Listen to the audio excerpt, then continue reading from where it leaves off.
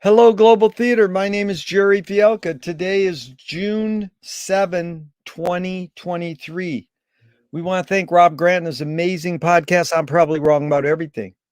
It's an honor and a pleasure to be here with Joey Huerta. Joey, pronounce your last name once so they hear it correctly. Huertas. I'm just Joey from the Bronx, man. So yeah. Joey from the Bronx. Where in the heck you calling in from? I'm calling from Westchester County. My neighbor literally is Molly Ringwald, so this is a very John Hughesy type of neighborhood. The first question, Joey, is what is the best thing for a human being? Mm-hmm. Living. Oh my God. Long live the living. That's Louis Buñuel. What's your favorite form of information? How it comes into you? When it comes out of self-interest. Nice. Why do you think humans collect or gather information? Selfishness. Wow, I never get that answer. And do you think this need or want to collect information is more innate or more invented?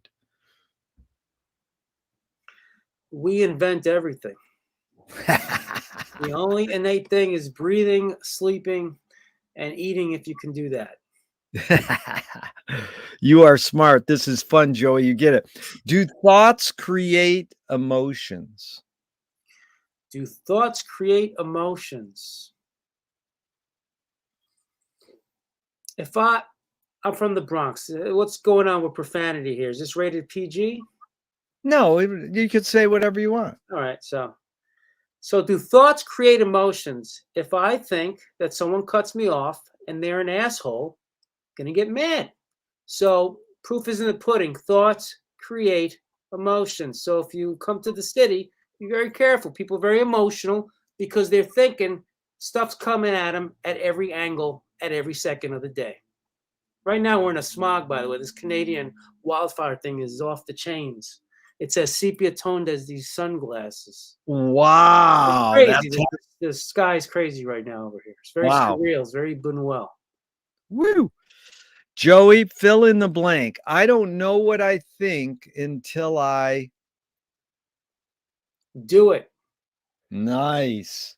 McLuhan says, I don't know what I think until I say it. Joan Didion said, I don't know what I think until I write it. Doing it is what it's all about. Okay, so here's Chomsky saying a language is not. Oh, wait, I left one out. Sorry, first. Can humans think without language? Yes. Chomsky says a language is not just words, it's culture, a tradition, a unification of community, a whole history that creates what a community is. Joey, what do you do when language doesn't work? When language breaks down, what do you do? I move my body. That is great. Move my body. You know, one smile. A smile takes you long. Oh, move my body and smile. That you know what James Brown said that to this move my body? He says, I've got a move that tells me what to do. Isn't that amazing that a move of your body tells you what to do? Love James moving your body. That's good. Your observations of humans in general, are we more thinking beings or more feeling beings? Yeah. Unfortunately, we feel before we think. So I would say that to survive, we have to feel and act on the feeling of being hungry, act on the feeling of wanting companionship, act on the feeling of survival, and the other stuff comes secondary. It's very unfortunate. It's very sad. Yeah. Two questions from Alan Turing, 1950s. One, is thinking a function of the soul? No, because there's a lot of soulless people out there. Wow. 2, can machines think? Can machines think? We are machines. That's why communism is such a dangerous thing. On paper, it looks great. When you put it into action, it doesn't work. So, yeah, Do you more pursue happiness or more pursue meaning? I pursue. Well, what does it mean to be happy? I'm, You're answering I'm it. asking you that. What does it mean to I be know happy? you're answering a question with a question. You win. That's what this series is all about, inventing new questions. Bingo. High five. But I mean, in general, this is where I got the question. You can tell. Viktor Frankl's book, Man's Search for Meaning, he says that meaning generally lasts longer. Happiness doesn't necessarily last. Mm, that's What's your true. take on that? Say it one more time. That meaning tends to last. Happiness doesn't necessarily last. Hmm. Yeah, well, the meaning of something can be passed on to others. It could be passed on generations, as he has proven with his writing. Happiness is not only fleeting; it is a personal experience that you cannot just commit that to a mass crowd. But the meaning of something, the storytelling of an event, you can pass on. So, yep. Good. Does the brain more detect consciousness or create it? Like, is consciousness there bubbling away and we're more so detecting it or more so creating it? We're creating it, especially Wow. us. We're artists. We create all of this. Yeah. What's faster, speed of light or speed of thought? Speed of thought. Dude, no right or wrong, but you got high five. Uh, Okay. Okay. Now to, let me explain that one though, because speed of oh, light. please. Yeah, speed of light is something that it can be equated. It's a mathematical thing, right? You can measure light. You Yeah. could a thought, and I know this from being a social worker. Oh, how a person thinks, you can try to modify that and try to work on that and try to change that.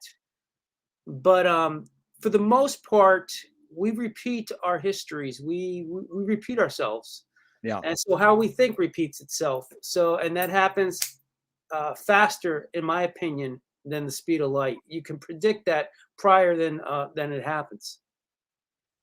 Well put. And because I rush through these, you can always go, hey, let me talk. Yeah. Always, I'm always welcome for having anecdotes, stories, and articulating more details. So the poet Audre Lorde said, "You can't dismantle the master's house using the master's tools." Yvonne Rainer responded, said, "You can if you expose the tools." What new tool do you suggest? To dismantle it. Well, this is a good question. You just because I open up a question with a cute quote, it doesn't mean you have to apply it. The basic question is, what tool do you gravitate towards? You can add the word new if you want, and you can add the phrase to dismantle the master's house if you want. Mm. Well, I wouldn't want to do this, but to dismantle a master's house, shame would be the tool to use. Wow, that's heavy. It's sad.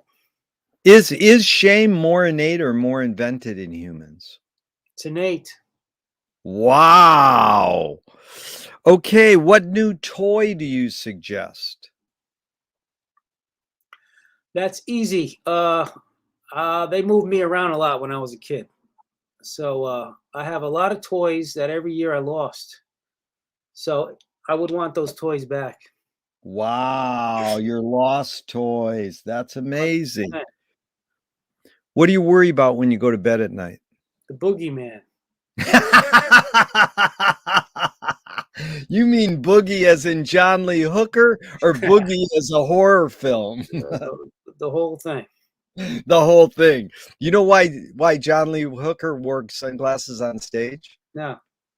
Because he didn't want the audience to know he was crying. Wow. Isn't that heavy? That makes me cry every time I hear it. You just told on me, man. Okay. Okay, McLuhan learned from Ezra Pound that artists are the antenna of the race. They're broadcasting and detecting the hidden psychic effects of our inventions, so we might learn how to cope with what we don't like about our inventions. So, Joey, I asked you the question Marshall probed his whole career. Why do we ignore the hidden psychic effects of our inventions, even though the artists are broadcasting them to us? You got to say that all over again. Yeah. So there's hidden psychic effects of, say, film. Mhm. We know what film does to us, but there's other things deeper that film does to us. So film is broadcasting what humans do, or that it's saying something deeper than just the entertainment level, let's say. Sure. Yeah. So that's a hidden psychic effect of film. Yeah. So the people who use film are some of them are broadcasting these hidden psychic effects. That's why we're in the experimental film world. Sure. Maybe there's a little deeper level. Why do humans see these things and still ignore them? Mm.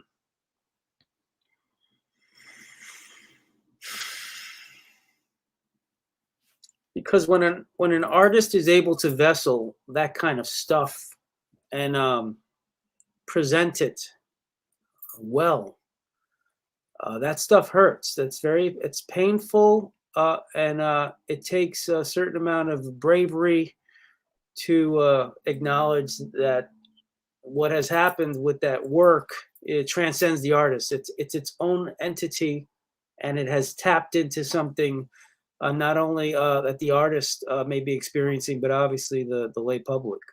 Yeah. Well done. Really articulate, Joey. I appreciate that. Do artists have a moral obligation? No, zero.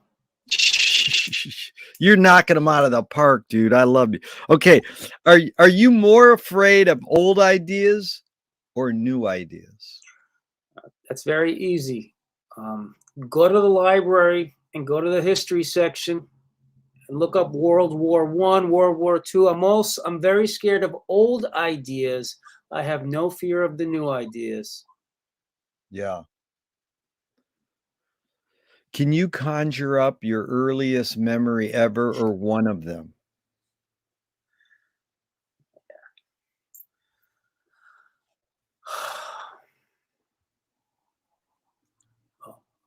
My earliest memory would be me opening up a small fridge on vacation in a hotel room.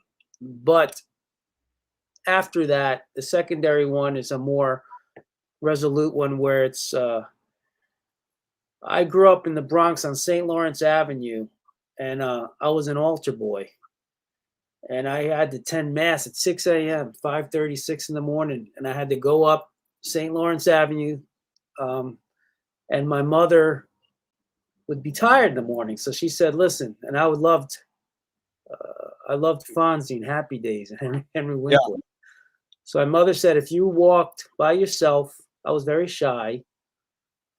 And right after mass, by the way, then I just went. Schools was connected to the church. So she said, if you walk up there by yourself and go and come back after school, I'll buy you a Fonzie T-shirt. And I did that, and I got my Fonzie T-shirt, and that had a huge impact on my knowledge that I can be an independent person. Wow. Is memory more a curse or more a blessing? Memory is an absolute curse because I'm going to tell you why. Because ignorance is bliss. Yeah.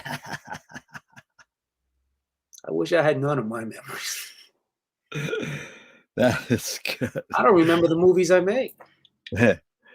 Okay, so tell me someone within your immediate family and then outside your immediate family, just briefly, who had an impact on you kind of like a role model, and what specifically was that impact?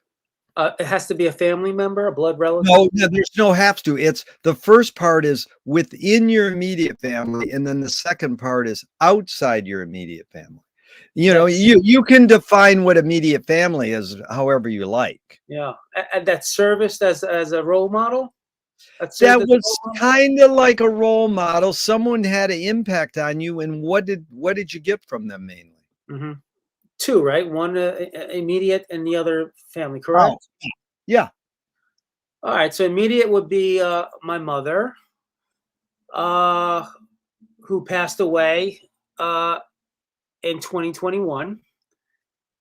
Um, and she didn't die, from, cancer. She was, in my opinion, murdered by Wow. cancer.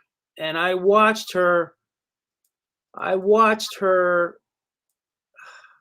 accept her pending, death and that slow murder with such bravery, dignity, and love, Wow. that it was awe-inspiring, and I learned just how much not only loved uh, my mother, but how much respect I had gained for her as a human being. It's Wow. so many people are experience dread and fear, and she was absolute acceptance, and it was like watching this person get murdered. Wow. Really touching, well put there, the way you described it, I really felt I understood it. I Okay, now buried her next to Miles Davis, by the way. I know you're into oh jazz. my She's in god, are you Woodlawn. She's right there next to Max Roach and Duke Ellington, and everyone's at Woodlawn at the jazz section. wow. Because I would play her jazz, I would play her music as this was happening, as in hospice. Wow. Okay, now outside your immediate family. Yes. Okay. So I won't use names here, but there was a person who, in the type of work I do, working. I was an art therapist and then a social worker, so I've worked with a huge, varying population of people. Uh, Many who have been involved in the criminal system. I've worked with lifers, life termers, people who are in prison for life. And when I was an art therapist, I did work with various female inmates who had taught themselves how to do art in prison. And there was one particular person who I was very close to. She was a female inmate since her youth, since the age of 19. She got terminal brain cancer. She taught herself how to do art in prison, and uh, I was at her deathbed. They had even removed her leg, and the crime was a well-known crime that's on all the TV shows once every couple of years, and she wanted and her immediate family for her to be able to be with them at the time of her imminent death. So it's called a compassionate release, Yeah. and I was one of the few people that went in front of the parole board, and back then it was Governor Schwarzenegger, and petitioned that for her ability to have to be with her immediate loved ones at the last week as she was going to pass away. That was not given to her. And I bring this up just because you asked about someone. This was a person who, after that happened, that hearing, me and her husband went to her bed in the prison in the infirmary, and they had a TV set. There was a monitor. No, the news was playing these events, and I said, "Do you want me to turn this off? You don't want to watch this, right?" And while this is happening, there's also all this hate mail coming in for. This is a woman who was 60 something, and this happened when she was 19, and she was involved in a cult. And she said, "No, Joey, you don't have to turn it off." She was in a place with her spiritual self, that stuff didn't bother her. And she held my hand, she held her husband's hand, and she prayed. And again, she had one of her legs amputated because of a blood clot. And people were writing hate mail. I hope you die. They called her Stumpy. Okay, and she was so resolute, and she was so there was something so admirable about this state of self-imposed penance, that she had true remorse for what had happened in this crime, and she was very intact with a spiritual side that was way beyond anything I could understand. And so to this day, I have such a deep respect for her and love for her, and I hope she's resting in peace along with the victims of that crime. Well described. Again, I really felt I understood what you're saying, Joey. Thank you. So, you were raised Roman Catholic. Do you pray? I don't pray every day, but I do pray. There are no atheists in foxholes. That's what I believe. If God exists, what would you like God to say to you after you die?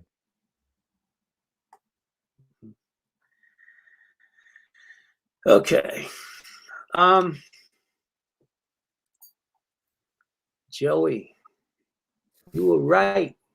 The Patterson Gimlin film was an actual Bigfoot. You were right.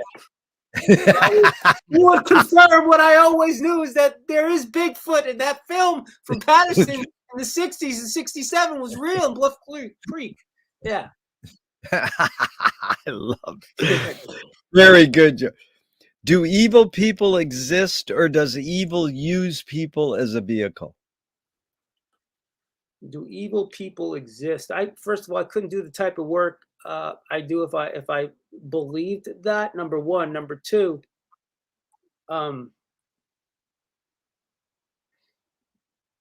do good people exist? Sure. Are they good Yeah. all the time?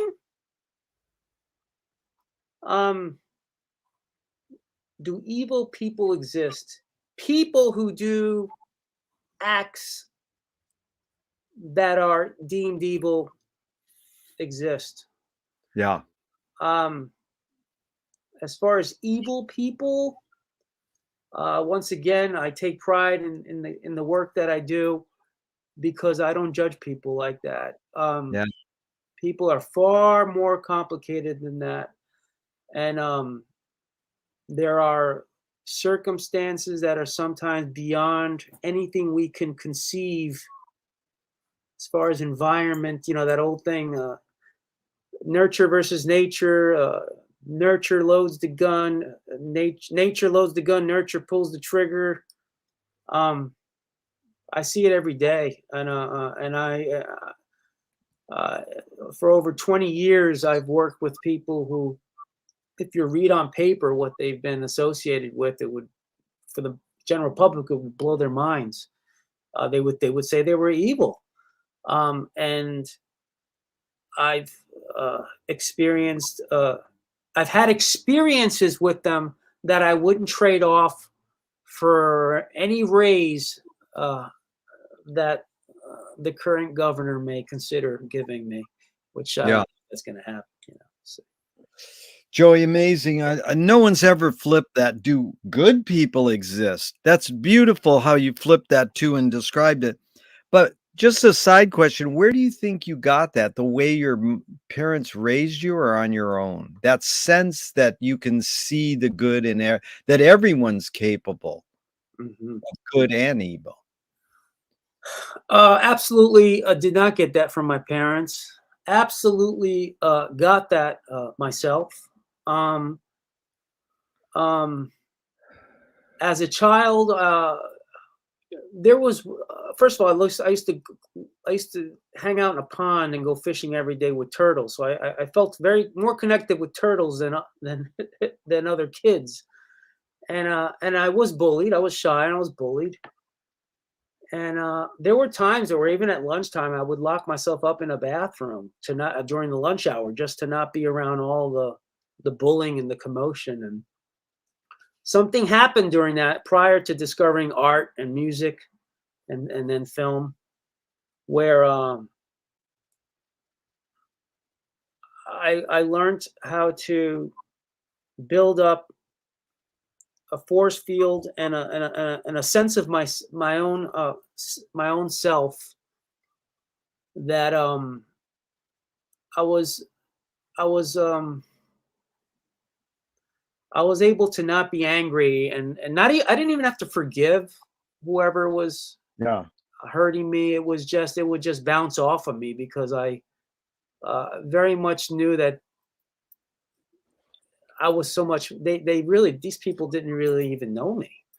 Yeah. So to answer your question, I was just able to, which I think most artists probably do, is really have a good sense of who you are and yourself, in order to have a confidence, in order to invite other things, which is what happens when you create art. It's almost like you're inviting this possession that happens. Yeah. Yeah, I asked this kid who's raised a Buddhist from, like, you know, 4 years old till he was 14 or 18. I says, "What have you learned being raised a Buddhist?" He says, "Not to hate." Hmm. It's a beautiful sentiment. Okay, so the real hidden question there is, how do you advise someone to deal with an enemy? I'll set it up. Alan Watts says, if you acknowledge your enemy, you empower them. Coppola stole from The Mob and the Samurais, keep your friends close and your enemies closer. JFK said, forgive your enemy, but don't forget their name. And Fellini says, I need an enemy. So it's a lot of thoughts. The basic question is, how do you advise someone to deal with an enemy?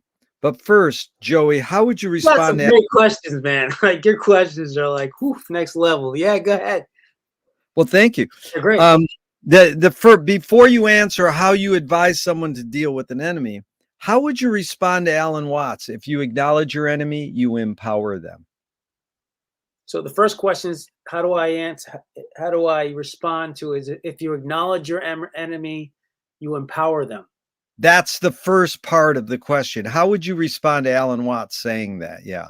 If you acknowledge them, well, you have to acknowledge them, because they're your enemy, because they've acknowledged you and you've reciprocated. So the acknowledgement is there.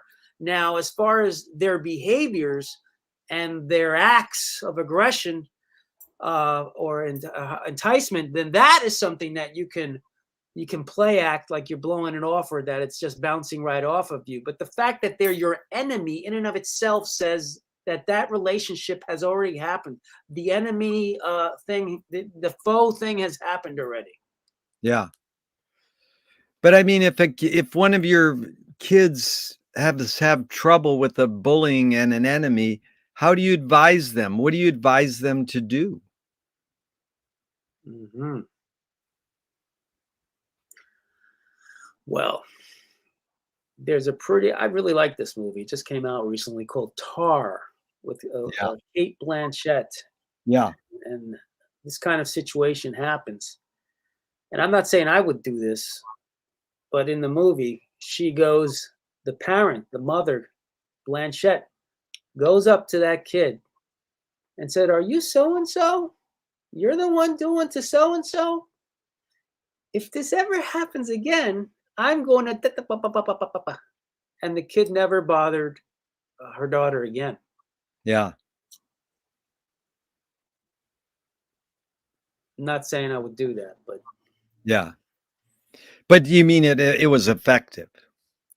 I think a bully has to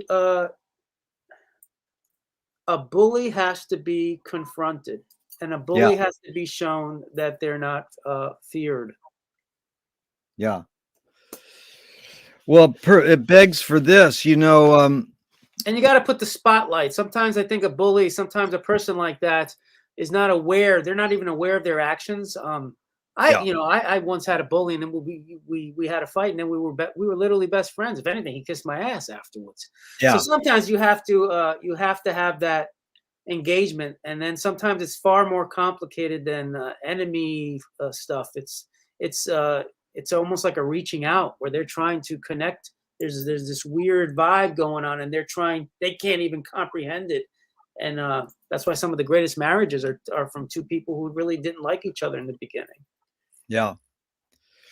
Well, Nassim Taleb said games were created to give non-heroes the illusion of winning. In real life, we don't really know who wins or loses, but we can tell who a hero is. In fact, someone said villains don't think they're bad, they want control. Heroes want freedom. And Gregory Bateson, the anthropologist, says when the criminal gets caught, does he go, my criminal skills weren't up to snuff that day? Or does he say, wow, I did something morally and socially wrong? So it's a lot of prompts, but the basic question, Joey, is does punishment work?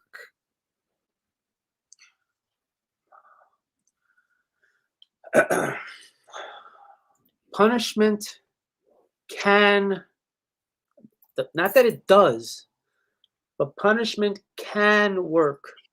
And the only way it can work is if it forces that person to privately regurgitate what has happened and the consequences of what has happened and what could happen. You worked with Frank Zappa. God bless you for that. And I used to, as a kid, I never forget this Frank Zappa thing. Besides the PMRC, is that Dweezil Zappa, his son and daughter Moon Unit, sometimes they would together host MTV. Yeah. Sometimes they would talk about their childhood, and they Yeah. were the funnest duo to watch interact together. And I never forget that they said that their dad, when they would argue and have a very bad, ugly fight, their dad would lock them up in the closet, and he wouldn't let them out of the closet until they resolved their problem. And they said that that's what made them best friends. That's good. Isn't that incredible? It's like, you resolve that shit in a small space quick, or you're gonna be miserable. That's it. Yeah. I have a fond memory. Those two saying happy birthday to me once, and I was really honored. Yeah. Wow. I used to love that record he put out. He worshipped, then Dweezil worshipped Eddie Van Halen. Yeah. And he put this record. I used to love that. I used to play that song over and over. I'm having a bad day. I'm having a bad day with the green guitar. Yep. And it was so cool. And he was so talented. He is talented. Yep. But yeah, I used to love, and I used to love watching them interact together. And they're both doing different things right now. But yeah, good memory there, dude. Yeah. In fact, James Joyce was the first projectionist in Dublin 100 years ago. He basically checked out. He said, "This is stupid. Why should I go inside a building and see a movie of a tree when I can go outside and see a real tree?" Years later, Faulkner said sometimes the best fiction is more true than journalism. Why do we have to recreate things in order to get them? Why do we have to go to a theatrical play of people acting out life? Why don't we just live life? That's kind of like gonzo journalism. And I feel like I kind of follow that ethos with the kind of work that I do. So unfortunately, more people don't do what you described, and more people should. I think it's lacking. I think when I see all this great production stuff on all of this streaming media now with Hulu and Netflix, everything's so pristine and perfect, but it lacks, even the reality shows, it lacks this particular thing you're talking about, which is the artist's full submersion into that topic of interest. But it could be because a lot of that stuff is corporate, and it looks like it's fun and cool and coming from one particular mindset, but it's probably approved by a board. Yeah. Back to Louis Buñuel said, if you come out of a movie and go, wasn't the cinematography great? The filmmaker failed. I agree with that. That's a heavy statement. So what first, let's go through your three main careers of social worker, filmmaker, musician. What was the tipping point? You're growing up, you go to high school, and what do? You study something in college? Where did you go? Oh, that's what I want to do. that's my calling. I want to pursue that. The three tipping points for those three moves in your life. Okay. Well, it should be pretty easy. So it started with music, and and drums. So I'll be a musician and a drummer till the day I drop dead. First and foremost, period. I play drums every day. But so it started with drums, getting drumsticks in a flea market in Wappinger Falls. So I never forget getting them. Um, and a tattoo of Kiss. Back then, Kiss was really big. Elvis had died, and they were doing Kiss tattoos with magic markers back then in the flea market, in the drive-in theater flea market. And I got obsessed with drumming, and my parents, they wouldn't get me drums because they're loud and noisy. So what I would do, I was so obsessed that I took a paper hole puncher, and a stapler, and I mimicked like those were foot pedals, and then I would air drum to air.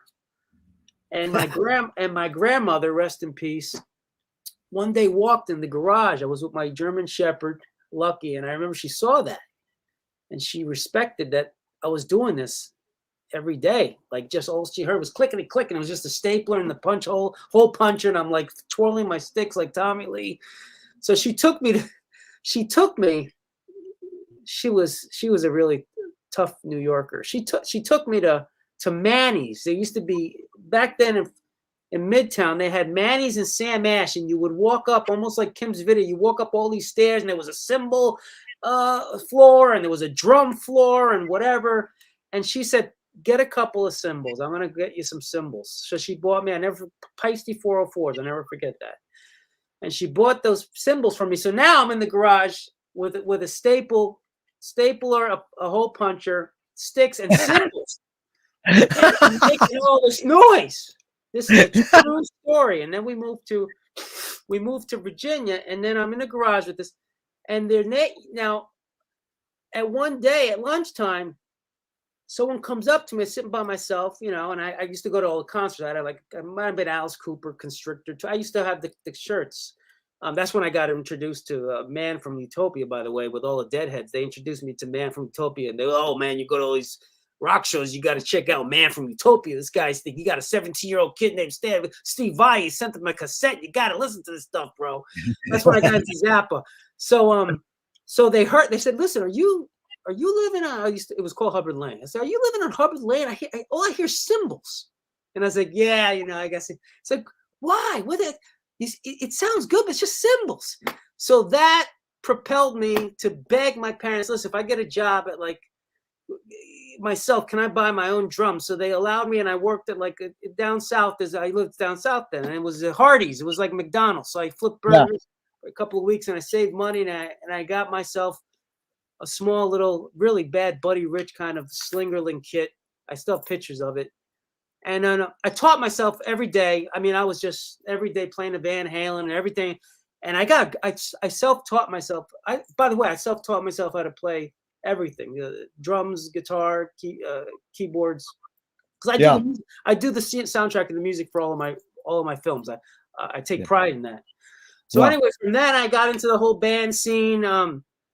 One of the guys who I was very close with, his name's Mark Morton. He's in a band now called Lamb of God. We've been in touch. We are in touch. He's in a band called Lamb of God now, so they've had success. But what happened with me is after music, and then I got into the punk scene and the hardcore scene, and then I put so much of myself and my heart into writing all the music. I wrote the lyrics to almost everything. And the music, and then setting up the gigs. And what happens, there's a dynamic, the old saying, a band is like a marriage, except it's a 4-way marriage. So it drained me, and it culminated with me playing CBGBs, and I would record all of our shows, all of our live shows. So I gave the guy the sound guy at CBGB's a cassette. So when I went after the show to get the cassettes so we could listen to it, so always continue to get better, the guy said, "Oh, you can have this tape back. It'll be $10." I was like, "What do you mean $10? I gave you that cassette to record our show." He goes, "Oh, you don't have to give me $10. Watch this." So he took the cassette and he smashed it in my face. He broke it to shreds. And that was it, man. And I went to the Bronx Zoo. I told the band, go back. And I went to Bronx Zoo. I had longer hair than this. I cut all my hair off at the Bronx. So I thought I was going to change my life and be everything that my family always wanted to be, which was a clean cut. I don't know what. Yeah. And then I got thrown out of school. So I went and begged to go back to school again because I left music. It was like getting my heart broken. And my girlfriend left me. Everything collapsed on me. Yeah. And then they let me go take a class at a time. And then I started doing photography and video. And I started winning all of these awards one at a time. And then what happened was I said, I saw a movie. I left music, right? I never played drums. I put it like in a mausoleum, like in a tomb. It was a big chest. Yeah. And I really meant it. I was not going to do play that anymore. And I saw this movie. It was two movies that had this impact. But I started going to the library and reading a lot about movies. That's how I was dealing with this depressive state. And I saw this movie by Spike Lee called Mo Better Blues. Yeah. It's about this jazz player who loves playing his instrument, the trumpet, and he has a best friend, and his best friend has a gambling problem. By the end of the movie, he defends his friend who has a gambling problem, and he gets attacked with his own instrument, and they break his mouth, and he can never play his instrument again. Ugh. I couldn't stop crying. Like it was, but just like it was just it punched, and then I realized if something can have this much of an impact. And by the way, back then Spike Lee really had an art to what he was doing. Not that he doesn't anymore, but I mean, he was using Terrence Blanchard. I mean, his father was a jazz player, bass player. Yep. So I said, I want to study film. So I went to the public library and I just consumed myself with film history. Go back, Joey, Yes. for 1 sec. Yes. The other movie, you said there were two movies, Mo Better Blues, and there was another movie. Yeah, man. And that was a biggie. And the other one was Ingmar Bergman is Hour of the Wolf. And Ingmar Bergman is what put me, the thing punched me in the face is I got to do movies. If I, if this can have that. And so when I started exploring and I got that movie Bergman, it horrified me. It was one of his only surrealist movies he made. People are walking on the ceiling, but it put me to sleep. It both put me to sleep and knocked me out and then terrified me. And I said, if a movie can also put me to sleep and terrify me, and to this day, Ingmar Bergman is on my top 5. Sorry, I went to Faroe Island. I recommend anybody watching this, you got to go at least once to Bergman Island to the Bergman Annual Festival. It's an unbelievable experience. He shot most of his movies there, a lot of the movies on that island. So those were the two movies. Thank you for remembering that. So I literally went to the public library in Newport News, Virginia, and I took my finger and I said, if I want to be the best, if I really want to do this, I had no support. I was living in an apartment by myself. My parents had moved to Ohio, and I closed my eyes and I said, I know New York. I'm from the Bronx. I'll go to New York and I look. So I asked the librarian, I said, what are the film schools in New York? So she opened up the thing and it was like NYU, which I'm so glad I didn't go to, very commercial, and it was Cooper Union, whatever, Purchase. So I went, closed my eyes, said, wherever my finger lands, that's where I'm going to apply to it. And that's it. And if it's meant to be, that's what I'm going to. And that was the one my finger landed on and I applied. And then it was very competitive. It's like Flashdance. You got to be interviewed like 3 times. And then the final interview, they want to see something you've done. I hadn't made any movie. So I was a lyricist. I was a musician. So one of the songs I wrote was called I Loving Me.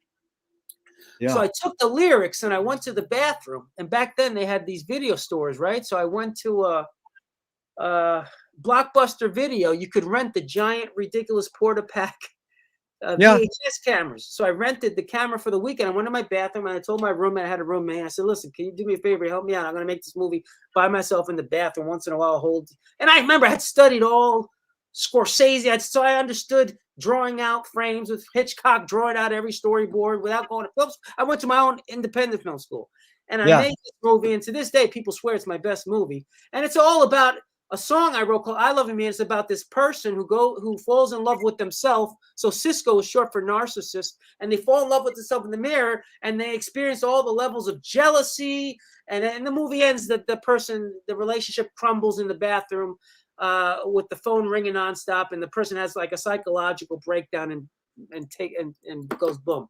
So that movie got me into film school, and Cooper? You went to Cooper? I went to Purchase. You went to Yeah, Purchase. Yeah. I went to Purchase. What a So, great story.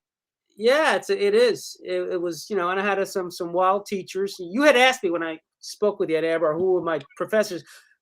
Purchase has a habit of rotating adjuncts. So, there's Hal Hartley's, Evan Malotman, all kinds of folks, Peter Stein.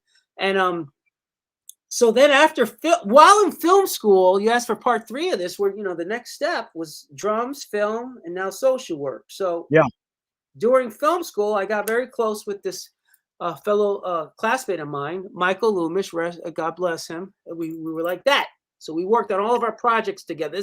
He was also a Bergman freak.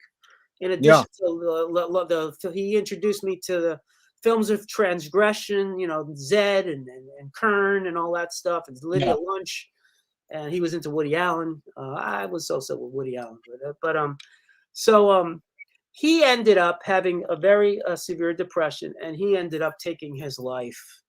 So Michael died at the beginning of senior year. He wasn't coming to class anymore junior year. When this happened, obviously it had an immense impact on me. I walked when the professor announced it. I took a walk around the campus, and it was like a state of flow where I walked probably 20 miles.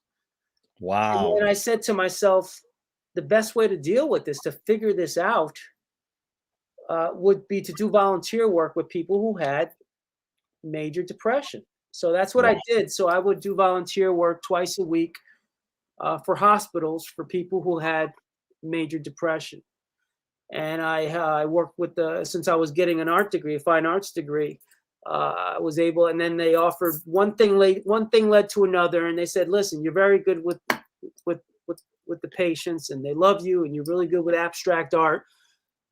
Can we hire you? I was like, what?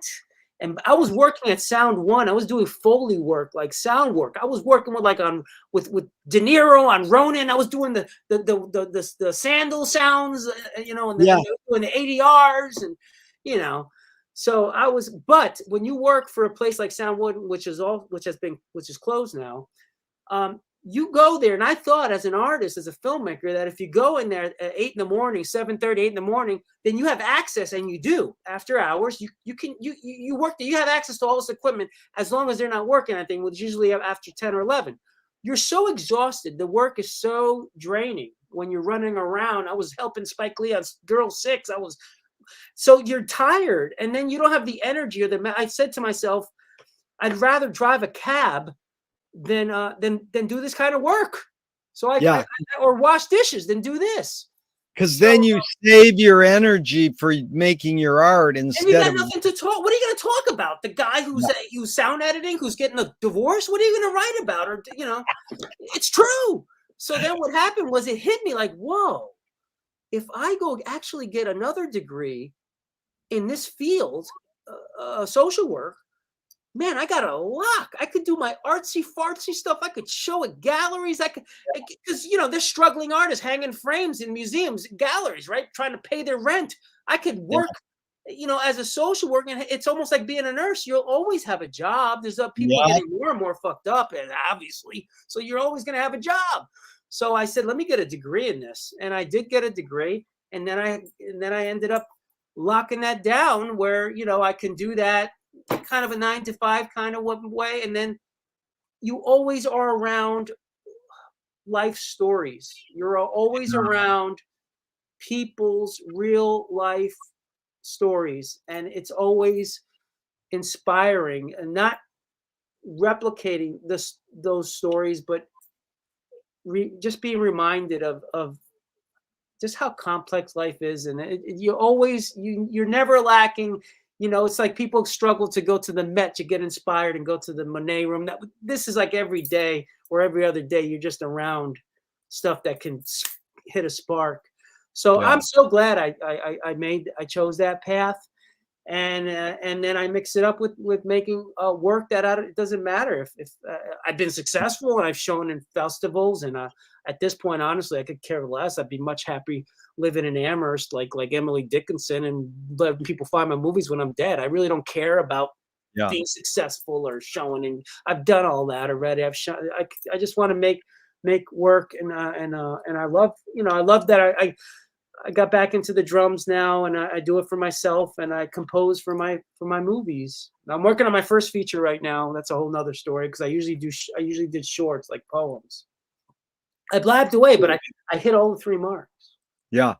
Dude, Joe, you said it so well, and let's go off on this for a second now. A screenwriting teacher told me great art is when you can clearly see the intention of the maker. Kubrick says the opposite. Great art is when you can clearly not see the intention of the maker. When you're making a short film, and now your feature, what role does intention play in your creative process? Yeah. So I'm doing my feature, right? I'm working on a feature now. Never have done that. So I call them like poems, shorts.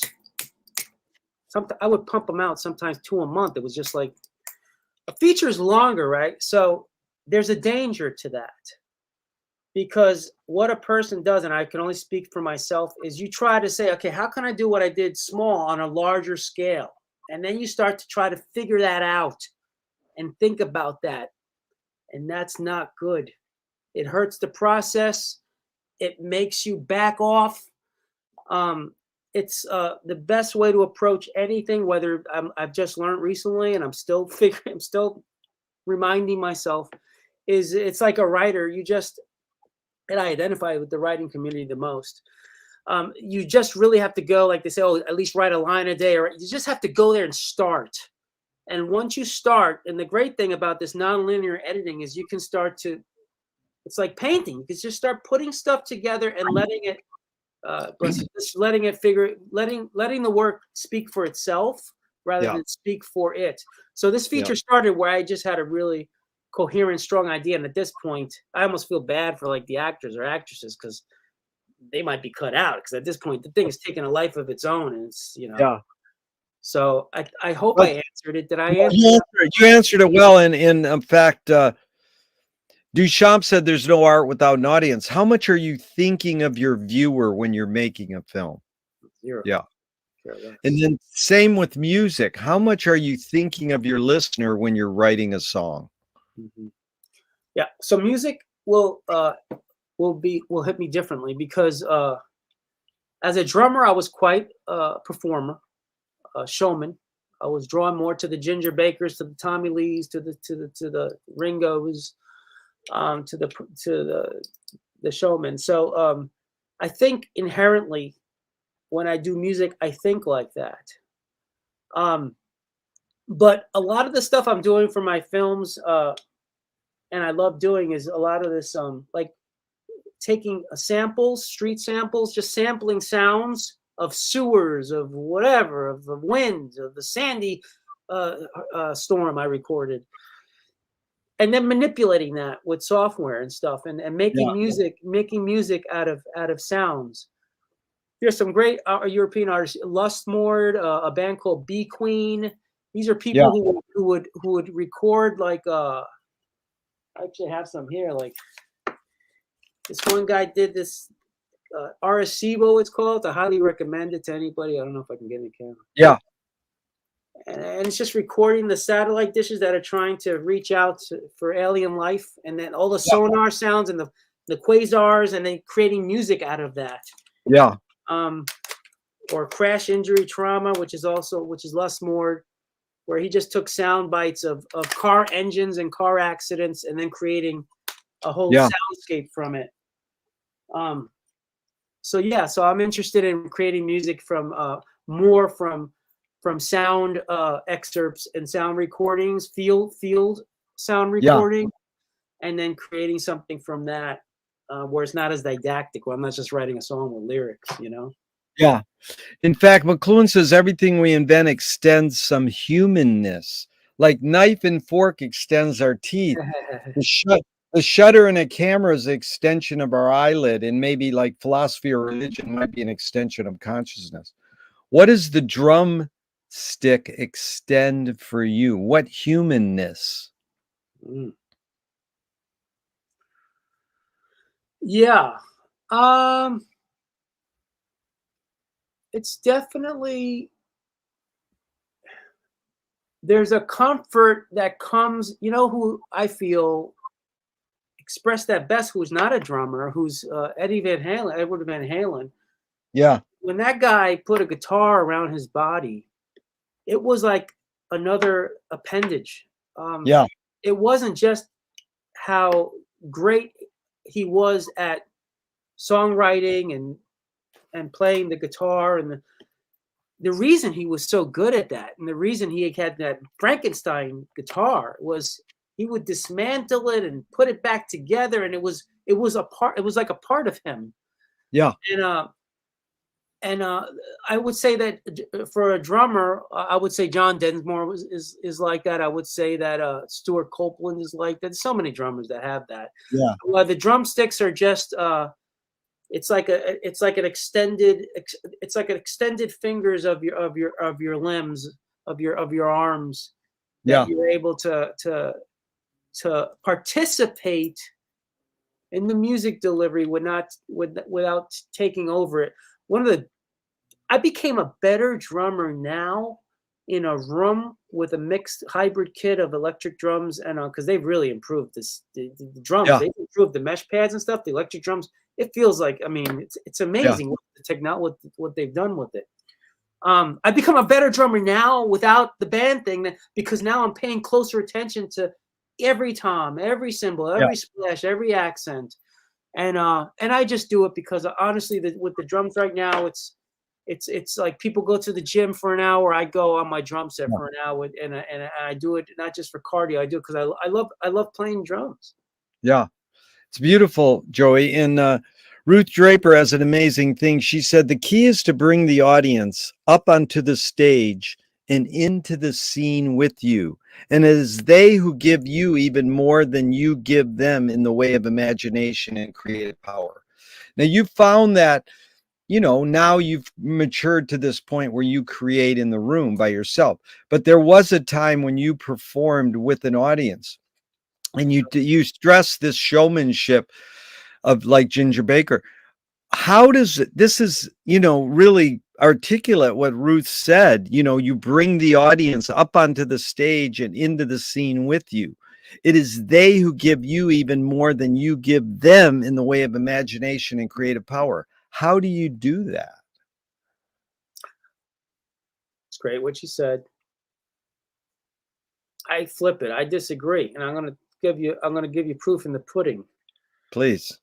When I was especially in the hardcore punk scene, when a person dives off the stage, Yeah. it's not only because you're being absorbed by the energy of the music. There is a trust that happens where it's, in my opinion, it's the audience they're pulling that person into the crowd. They want to be one with the person, and I think it's the other way around. I think it's the audience. I think look at Jim Morrison. He was singing with his back to the audience for how long? I mean, it was the audience that basically said, listen, turn around. We want you. We want this music. And the audience will pull you in. So I don't know if So well put, Joey. I'll give you an example. Iggy's stage dove his whole life. He's fucking gonna live longer than the cockroaches. But he's doing the Dalai Lama event at Carnegie Hall, and he stage dives, and all these fucking yuppies go, excuse me, and they let him hit the fucking floor. And he says, I never stage dive again. And then within a week, he's stage diving. Oh, I didn't know that. I saw him with the limp, and I saw that. It was very scary to see. You know, after that happened, he got back on stage. God bless him. But yeah, I saw that. Yeah, yeah. Well, listen, man. You flipped it. See, you're a deep thinker. You flip a lot of these things. People think that just because I say something, it's accurate. And you're like, no, I disagree. And you flip it. This is really important. In Yeah, fact, but Jerry, it is for that person who said that, for them it is accurate, because yeah, you know, for them, they want to make sure that right. they're providing good music to the audience. You know, I nothing But against. I understand it's not that there's one way or the other, but Yeah. you using the stage diving trust thought is amazing. But here's Leonard Cohen. The only way you can sell a concert is to put yourself at risk. And if you don't do that, people know. What role does risk play in your creative process? Yeah, I mean, there's only certain stuff I can say here because of what my goal is with this feature. But I think, yeah, I agree with that, and that's not happening right now with cinema and film. Everything's very safe. Yeah. I don't remember anything. What would be the closest thing to that? I don't know. A lot of people love Tarantino. I mean, I used to wish that guy was hung when that movie Pulp Fiction came out. I mean, I was just like, this guy, that's it. He's just ruined independent cinema. You got John Travolta, who I like. He's making independent films that we used to have to get 3 or 4 credit cards to make. This guy now turned it into an industry. Yeah. Apologies to the audience who loved the guy. I'm sorry. That last movie was pretty good, though, cinematically. That whole the Hollywood movie, Once Upon a Time in Hollywood, visually. Yeah. But he's, you know, listen, the guy said he's going to leave after 10 years of making, after 10 movies. No filmmaker says that. That's like a record of music. Like Frank Zappa said, oh, well, I'm just going to make my 10th record and I'm calling it quits. Then you weren't ever a fucking musician. and neither is Tarantino. He's a fucking video store guy who found, you know, he ran out of fucking movies to imitate. Sorry, it's just the truth, Ruth. So, hey, dude, I agree with you 100%. I totally do. man. Yeah, But it hurt us. Listen, this guy hurt independent film, man. And Michael Moore, who at first dude, when he did Bowling, there's a lot of good information in there. Yeah. Dude, the minute he did what he did to Charles Heston, I know a lot of people like, yeah, fuck Charles Heston. No, once you start violating, people are scared to do interviews for legitimate documentary people now because of that. Yeah. So these people, you know, go into the mainstream. Keep off our lawn, man. You know, keep off our lawn. And that's why out of all the music stuff I've done, I'm most proud of that last stint, which was with the punk hardcore scene, because that's the bottom of the bucket. And those are the folks who love you most. And I'm the most proud of that, you know. And then when I got film, by the way, I'm still very connected with the Millennium Film Workshop.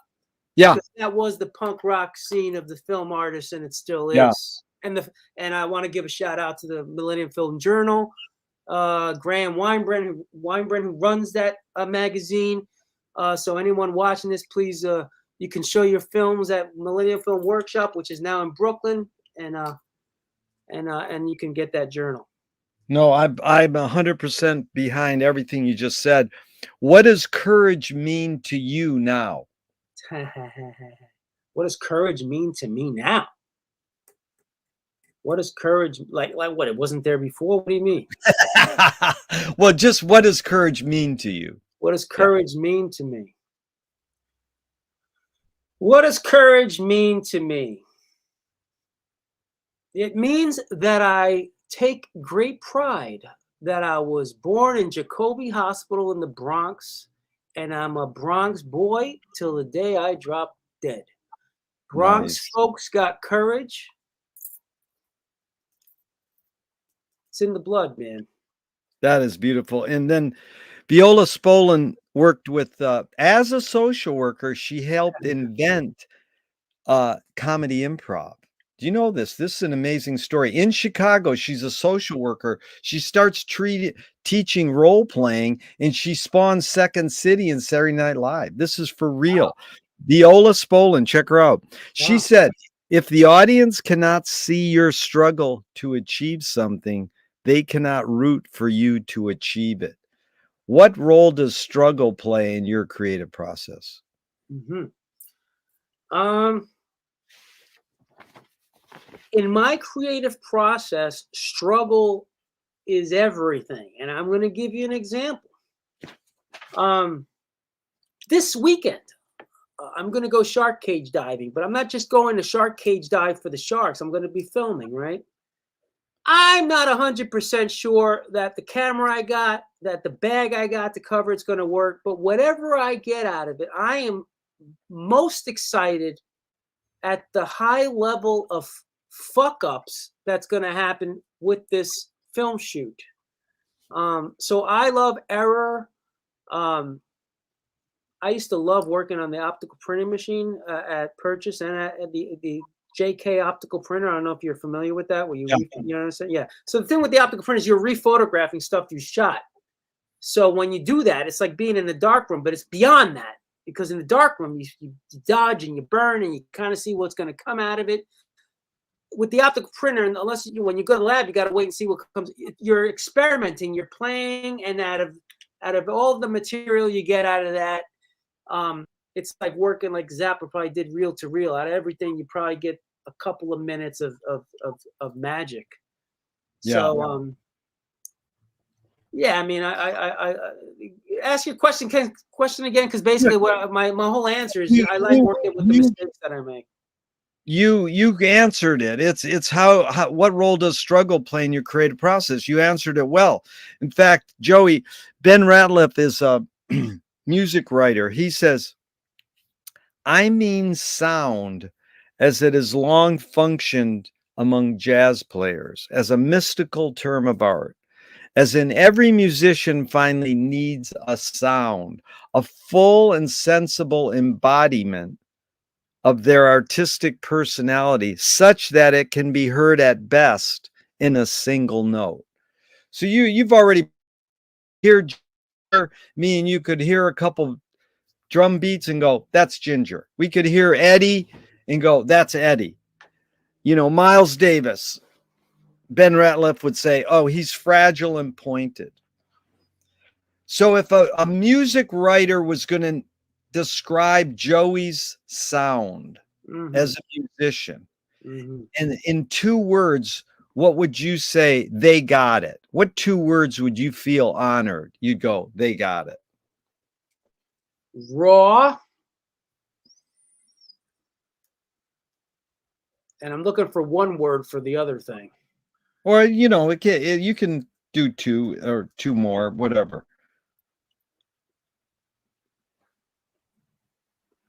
Made the mistakes look beautiful. Yeah, that's good. Now, same with film. If they were going to describe Joey's films in a couple words, what 2 would you feel they got it? Raw and made all those effing mistakes look beautiful. Same thing. Good. So Moshe Feldenkrais works with healing and movement. He says it's literally possible to identify a weakness and incorporate it to become a strength, rather than we're normally taught to overcome a weakness. Tell me a weakness you turned into a strength. Well, Gerry, the immediacy I pursue in making art, making movies, my brain doesn't have the patience, and it's kind of wild because I don't have the patience to sit there and learn some new camera with all the HX7L, whatever, 3.5, what. I have no time for that. I don't even have the patience to go on YouTube and see it. I'd rather kind of figure out how the thing powers on and what. I'm surprised I got this whole thing right now to work with. I don't know how I pulled this off, but I did, by the way, just so you know. So I don't have the patience for that. to figure it out. So I love. Go back to the question because I got the answer. Go ahead. Go ahead. What? Tell me a weakness you A turned in. weakness thing. You're right. So Right. the weakness is I'm terrible at Yeah. learning how to how to use a new camera Yeah. or a new editing software. Um, so that weakness I turn into a strength because then what I do is every time something doesn't work right or it's pixelized or whatever, it ends up becoming a part of the language of the film. Yeah. And to be honest with you, most recently, some of these documentaries they're making on Netflix and Hulu, they're really well cut. They're really well put together. Yeah. But it bothers me and it fucking kills me how they're using these filters to mimic the framing of Super 8, the Yeah. stuff that I love that fucks up when I develop it because I can't afford it. And they're just slopping the stuff on. Yeah. And it's like, so it's upsetting, but the twist, the weird thing about it, which is exhausting, is it forces you as an artist to look for something new to move things forward that they're going to have to try to figure out how to mimic. It might be timing.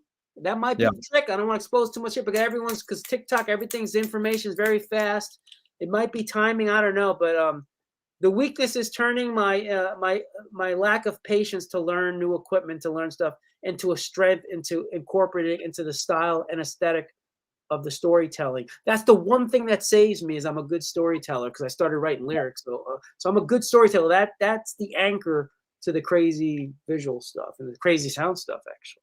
Joey, you anticipated the next two questions beautifully. You got ESP. Peter Greenaway said, cinema is much too rich a medium to be left to storytellers. Are experimental filmmakers telling a story a different way or doing something completely different? If me or you watch Tony Conrad's The Flicker, just black and white flicking back and off and on for 15 minutes, we might have a story go through our heads, but it's not really literally storytelling. So are experimental filmmakers telling stories a different way or doing something completely different? Mm-hmm. I would say telling a story differently, and here's how. Yeah. And I think John Cage kind of did it with 433. Yeah. So what happens when you experience 433, you have all these moments of silence, and your recall of that is whatever you heard in the audience and the reactions. So with what you're talking about, I can equate it to Wavelength, which is one of my favorite films by Michael Snow. Yeah. And this slow zoom, this relentless squeak, the sound. There's the one moment where a quasi-protagonist kind of fumbles around and falls. What happens to me in that movie when you watch it is, first of all, you're like, what the fuck am I watching? And then it's kind of like, you remember that moment of, what the fuck did I just experience? And it happens every time you go see Wavelength, by the way. Same with Nancy Holt's, the Sunbeams. Yeah. The same thing happens. That's more of a land art piece, which I love, by the way. But you never forget that experience. George who's the foreman? Well, he does these crazy shows where it's an unforgettable experience of the audience. Foreman? Bruce? No, I'm not sure. Yeah, I'm not sure who, but go ahead. Yeah. So anyway, not Bruce McClure, is it? You're talking Bruce McClure? No. Okay. Anyways, go ahead. Yeah, these experimental artists who basically they create something that's such a what the fuck moment where you recall the work and you recall. You know who else? What else does it? I think it's brilliant film. The one Yoko did with Lennon with The Fly. I think The Fly. Oh yeah, Yoko's Fly. Yeah, I think it's great. Yeah. No, what the fuck is such a great thing. My theory, my sort of theory is great art should fuck your shit up and make you go, I could do that. You know, it's like, oh, I could do that. Then you go home and try to do it. And it's like, whoa, it didn't come out as good as theirs, but it inspired you because it's like Sun Ra. The guy went backstage to talk to Sun Ra once. He says, my kid could play this. And Sun Ra went, but can he transcribe it? So here's the other question you anticipated. I talked to Michael Apted over 40 years ago. Oh, wow. I said, why do rock music editors feel so obliged to edit fast? Most people don't know Abel Gance invented rapid montage in 1922 in France, but it really flourished in the 80s to the point where Marty Scorsese said, I cut my films faster because of MTV. So Michael Apted said, because we've learned to take in information faster. So I asked this question with a bias. Can we literally learn to take in information faster, or are we just brainwashed to believe we can? No, we clearly can. We clearly have been forced into a position of doing that. And what's to me sad about that is the backside of that is you lose the ability to experience an emotional attachment to the work. It's all just immediate gratification. It's like going on Tinder or having a relationship where you fall in love and have a family and die together. Yeah. It's a very different thing, man. The hidden question, Joey, really is it literally possible for humans to multitask? Is it literally possible for people to multitask? I can only answer for myself. There's no way you, Gerry, can do what you do, or I can do what I'm doing without having the ability to multitask. So I don't care what anyone else has told you in the past. The answer is yes. You can have the ability to multitask. Period. Very good, Joey. What was the motive of the cave artist? Your hunch, your guess. That. Well, articulate it. What do you mean by holding up an alien? Or an alien doll? They're letting it out, and the government's letting it out in dribbles now, right? I mean, come on. What is cave art? It's a documentation of what it's journaling. It's journaling on rocks, bro. Yeah, we didn't just show up here, man. DNA is pretty complicated math. What's in strands? It didn't just happen, man. Yeah.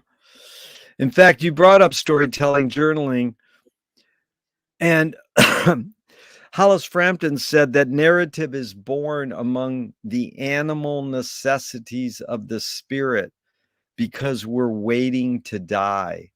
Can you forget to die? Can I forget to die? Why would I want to forget to die? Life is a bitch, man. I wanna be like my mom. I want to experience. I want it to drag out. I want to drag the death out. Don't make it fast. I don't want to die in my sleep. Let's make this slow, gradual. Let me say goodbye. Let me say fuck you to the asshole. Keep it nice and slow. And I hope that someone gives me a nice gravestone with nice stuff written on it. Good, Joey. Not, whatever. You'll remember it. I'll be online with this video. Like, look at this. Very good. I'm curious, what are the services and disservices of marginalizing experimental film? Jackson Pollock was on the cover of Life magazine in 1949. Regular folks could start developing an aesthetic for experimental painting.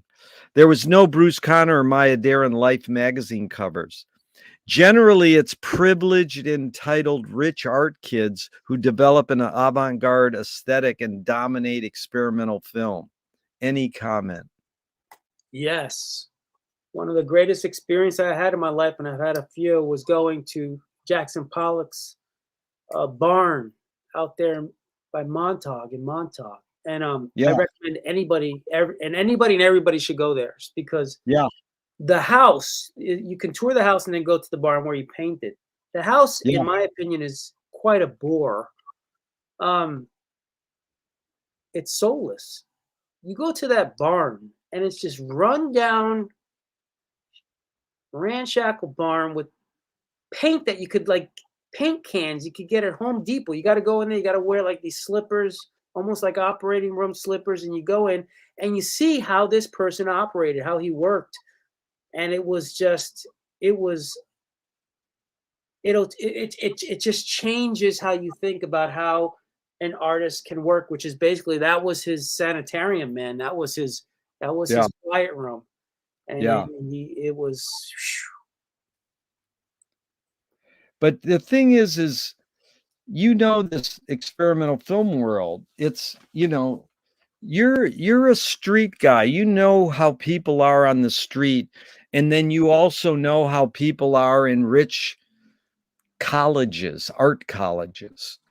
And we don't it's not good to divide and separate, but when I go to Ann Arbor every year, it seems like just Mm, like 100 kids who are all entitled and got to go to art school and learn to develop an art aesthetic. And it's sort of dominated by this white mm. entitled art kids. Any observation that, especially working in Millennium workshop, is it all entitled rich art white kids, or is it mix?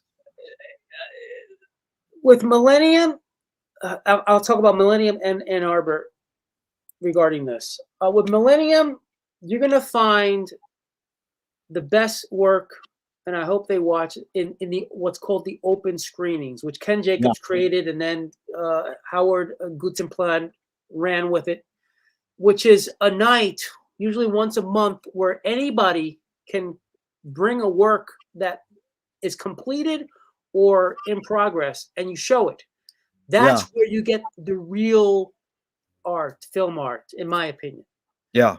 Um, as far as Ann Arbor, what I noticed, and I agree with what you're saying, but what I noticed is a flip where those kind of individuals have what I had said. What my demon was, or my fear was, my impatience for learning new technology and all these cameras.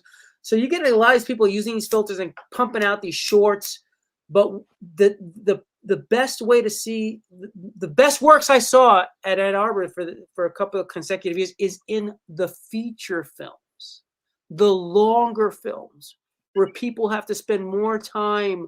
That's where you're getting the best stuff, in my opinion. Forgive me, Ann Arbor, but I think it's the features at Ann Arbor where you're getting stuff, where you're getting more of the real canvas, moving canvas, man. Yeah. Millennium, it's going to be primarily in the open screenings, because they're getting stuff from all around the world, and they're getting stuff now with technology. You can get stuff forwarded using WeTransfer and stuff like that. Yeah. Yeah, it's weird because for years I never would give anyone a break Hmm. in recent years, who used a drone, because to me, a drone represents a Hollywood crane shot, meaning That's what budget. bothers me the most with the fucking documentaries. You always get these drone Drone shots. shots. Yeah. And it's like, well, now that it's cheap, everybody's got to have it. And so it's like, the epitome was the Larry Flint documentary in Ann Arbor. It was a drone. It wasn't a drone. It was a crane shot. Larry Flint. You said Larry Flint? Yeah, the Larry Flint I was there. documentary. He had a gold Yeah. wheelchair, a gold plated. I was there. That was great. It was a crane shot at the porno Oscars in Vegas. That was This great. is not Ann Arbor, let alone a fucking crane shot at a porno Oscars. Like, this is not Ann Arbor. But anyways, it was the big censorship thing. Yes, blah blah blah. I agree with you, Gerry.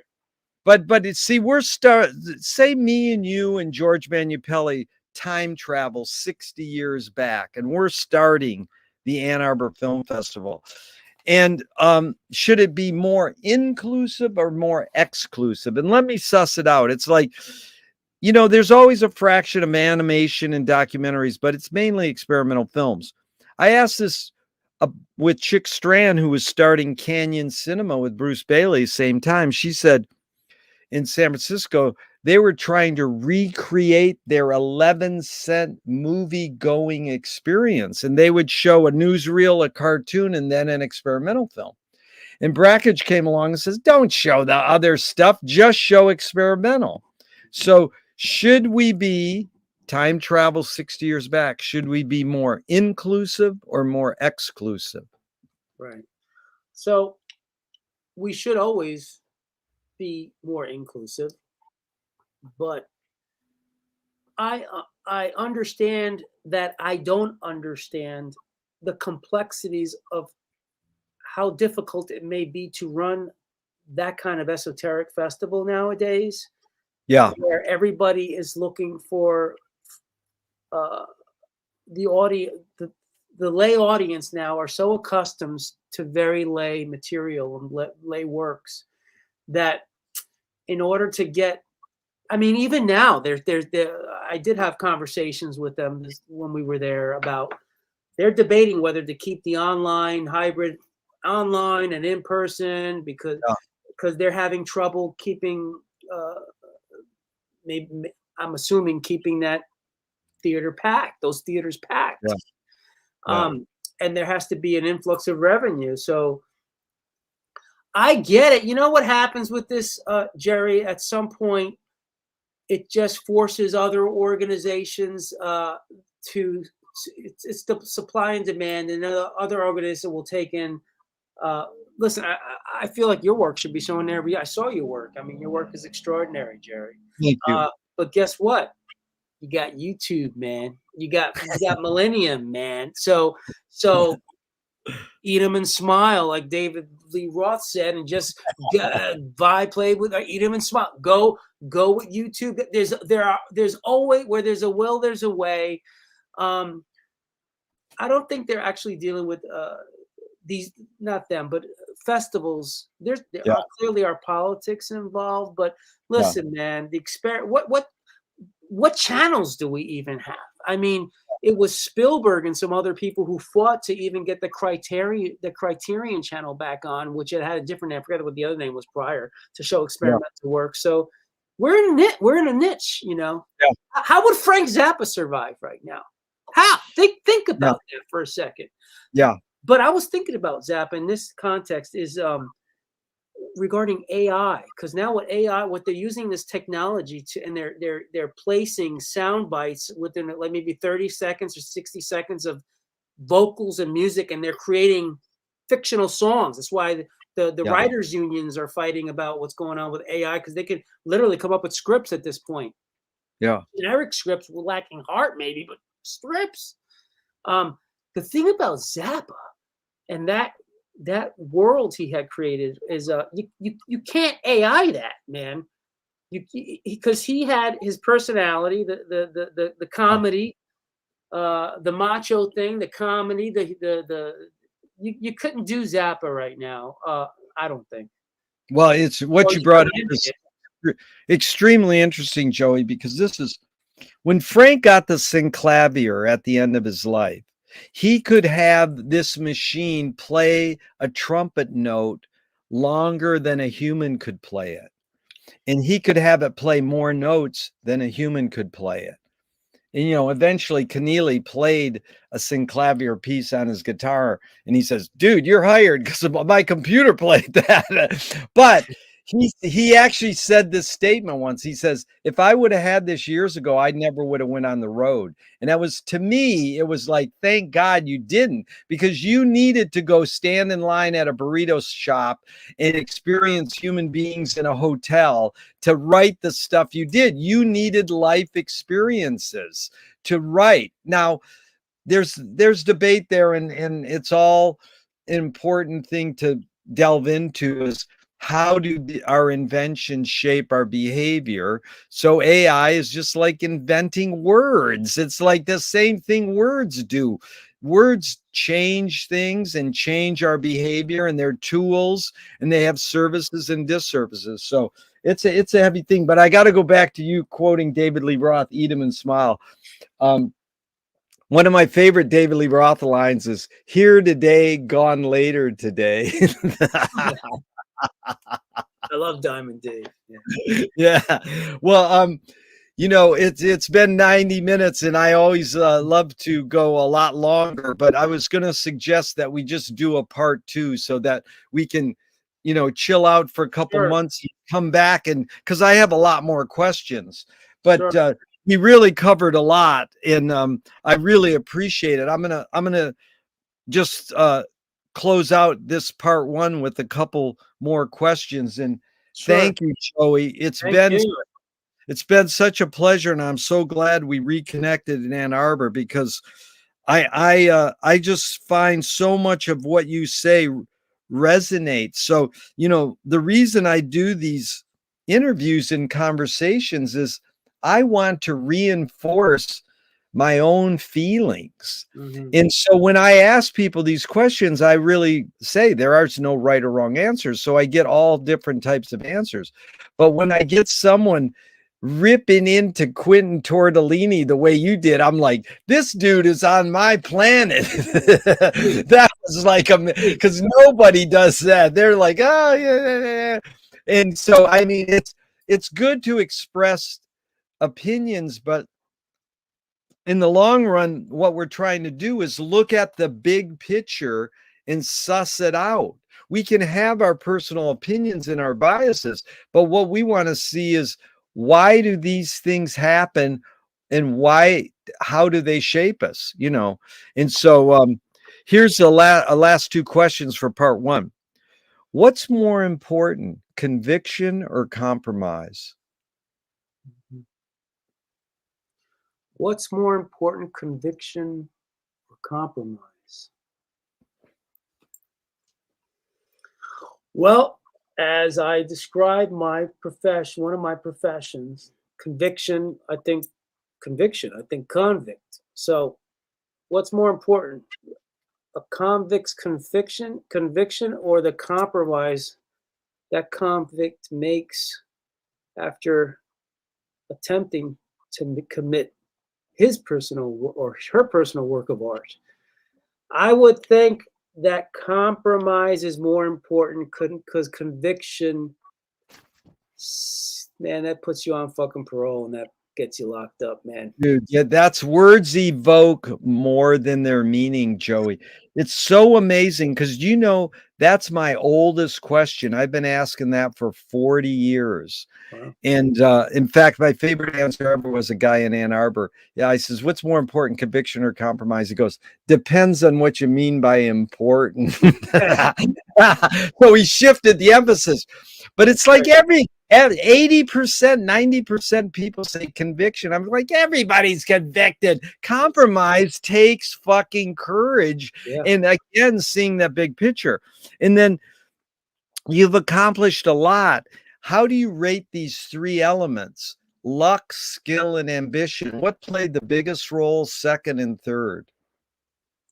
Luck, skill, and what? Ambition. Luck, skill, and ambition. I don't believe in luck, so it's only 2. So it's skill. You develop your skill because you fall in love with something. You start working really hard at it. And then comes the second. And there's no such thing as luck. You put yourself in places that it mimics luck, but it's not luck. It's because you busted your ass to get there. That's Gerry Player, the golfer, said, the more you practice, the luckier you get. Yeah, well. And then I changed it. The question used to be, is ambition based more on fear or joy? And how would you answer that? Ask it one more time, please. Yeah, you're not for you specifically. Yeah, right now I hear you. Your observations of humans in general. Sure. Is ambition based more on fear or joy? Mm-hmm. Ambition is based on fear. Yeah. Ambition is a dangerous animal. And it's unfortunately based on fear. And and if you're not cautious, ambition can hurt you and those around you who love you. So it's a dangerous animal. You have to tread it carefully. You can use it to your advantage as well. But ambition it's a dangerous creature. But you kind of need it if you want to you have a bigger picture you're looking at, which is a long road, a career. So you have to have but that also could be just drive. Yeah.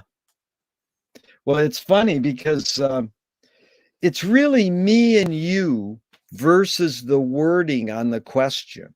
So Mm. that's how I used to ask it. Is ambition based more on fear or joy? And 80% of people would say fear.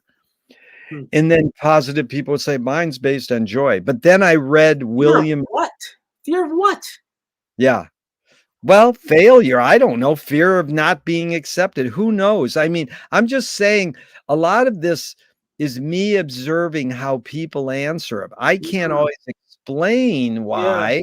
I want to know. I try to probe a little deeper why, but I read William Friedkin a couple years ago in his book, and he said, in Hollywood, skill and luck have nothing to do with it. It's all ambition. So then I changed the wording on the question, and some people even change that. I says, how do you rate luck, skill, and ambition? My friend goes, none of those three. I rate necessity is what caused me to have accomplishments. So who knows? It's forever ending what I we. want to tell you something about William Friedkin. Yeah, please do. I met him, and there was a crowd who went, William Friedkin. They all went up to him, and it was the funniest old Hollywood moment, like casting Yeah. couch moment, where he's just like, "Take it easy, boys. Take it easy, boys." So it makes sense that he said what you said.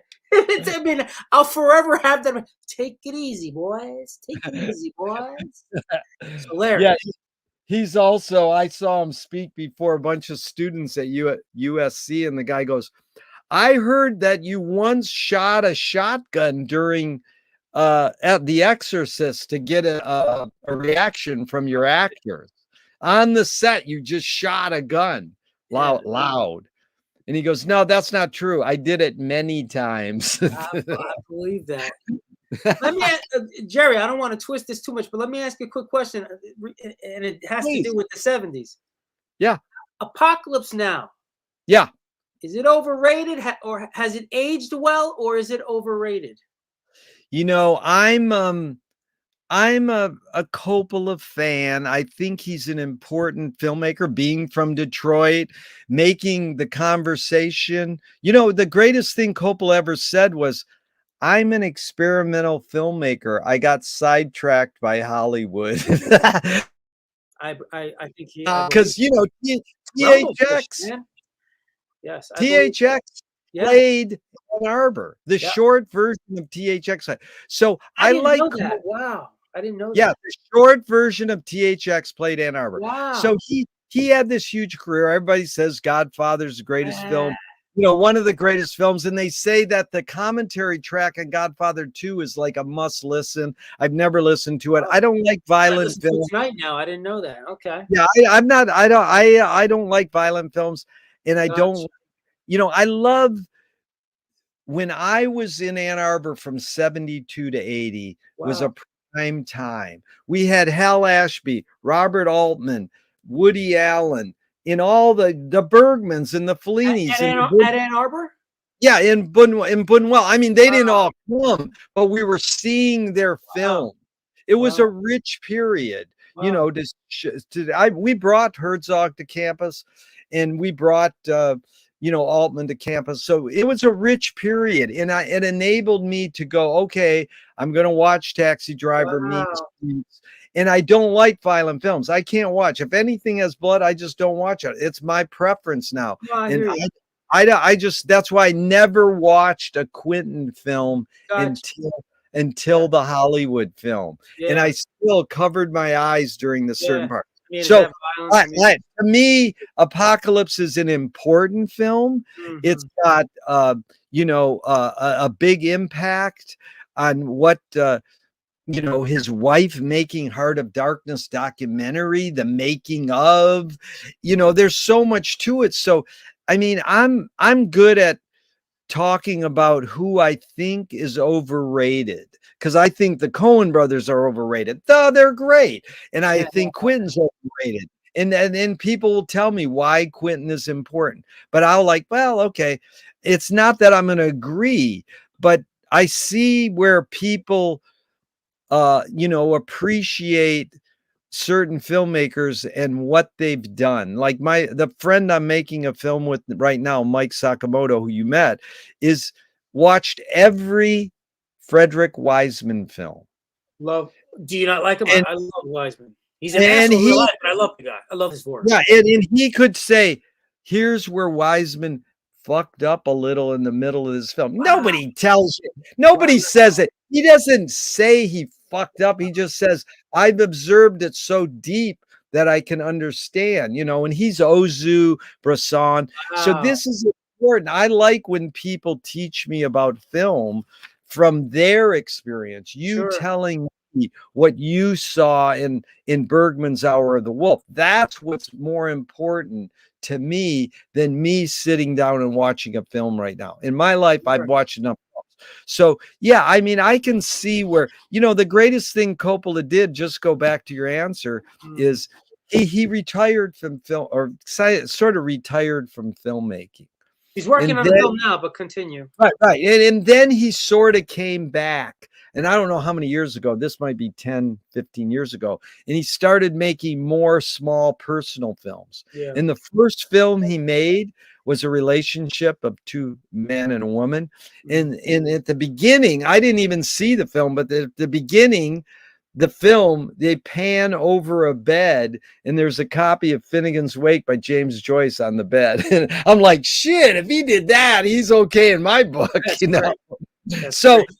I mean, and I think, maybe his daughter's overrated, but she got up there and won her Oscar. And what'd she say? First of all, I'd like to thank Antonioni. It's like nobody thanks some old art filmmaker on the stage. They go, I want to thank my I always wonder, you got a chance to talk to a gazillion people. What would you say? Like, hey, go watch Hollis Frampton films. Say something enlightening. Or who I love, Joey, if you don't know, is a great New York filmmaker, Emilio D'Antonio. He made Year of the Pig. He made like 8 political docs that kick ass.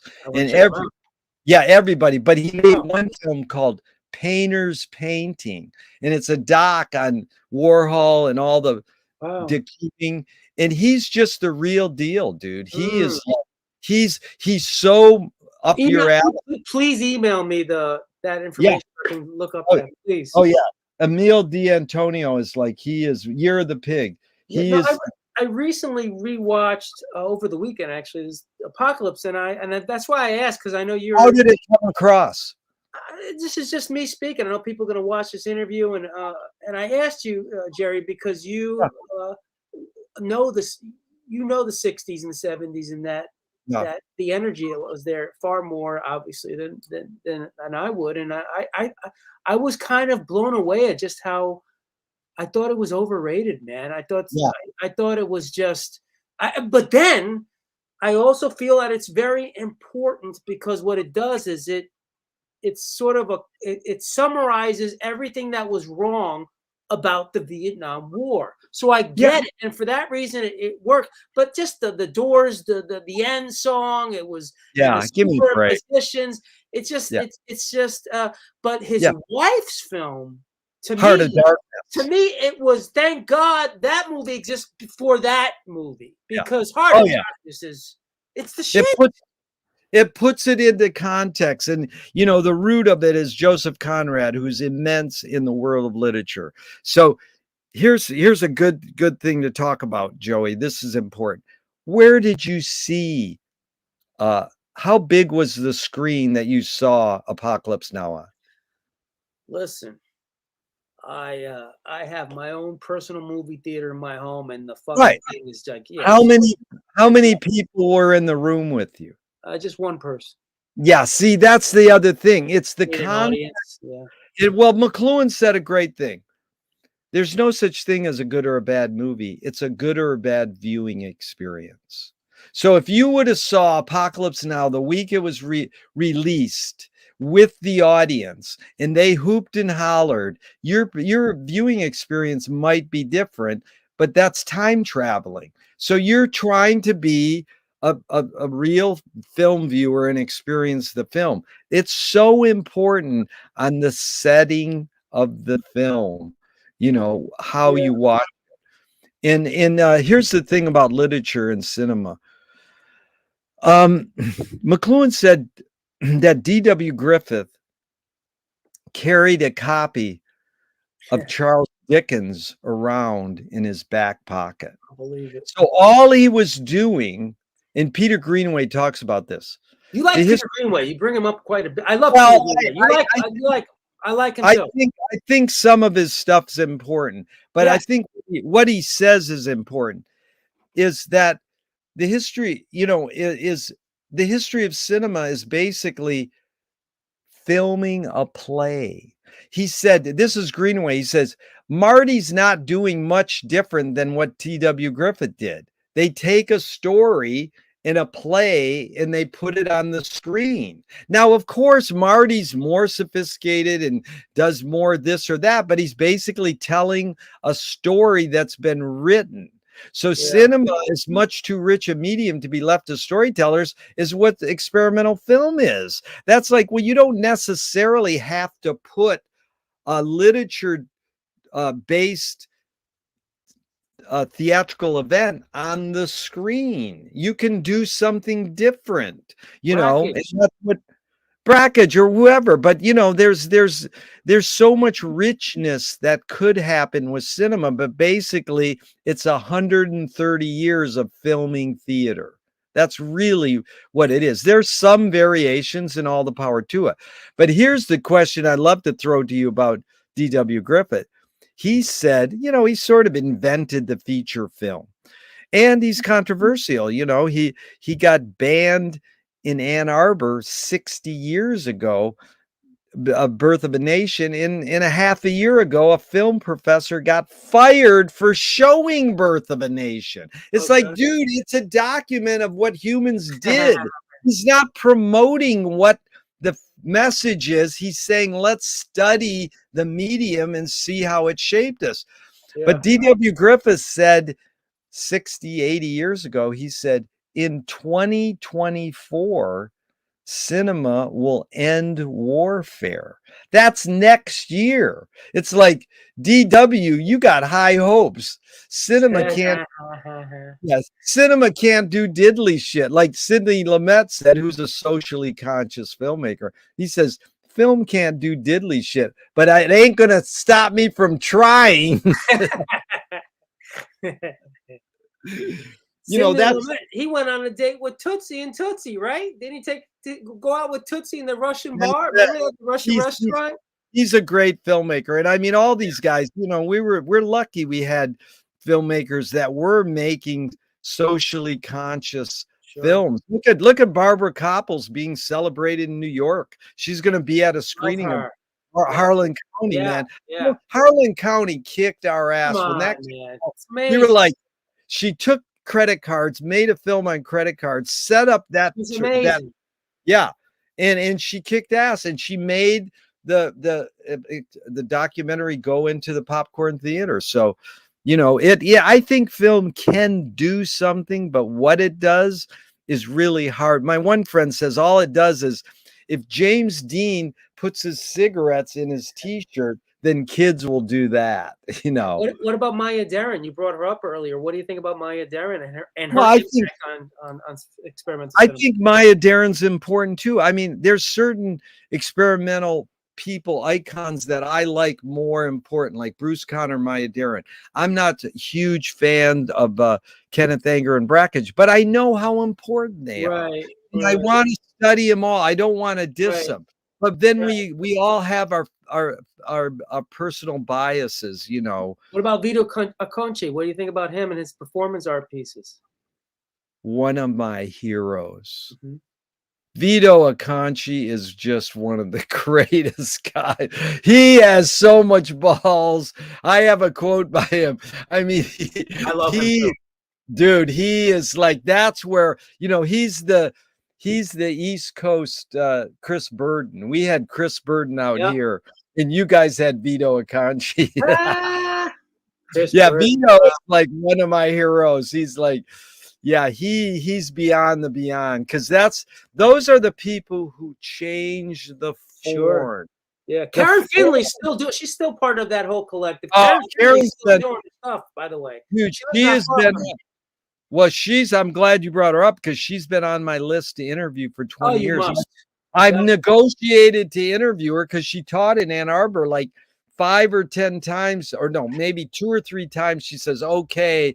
And then it didn't come through. And the last time I sent her, she goes, I'm not doing interviews right now. So it's hard.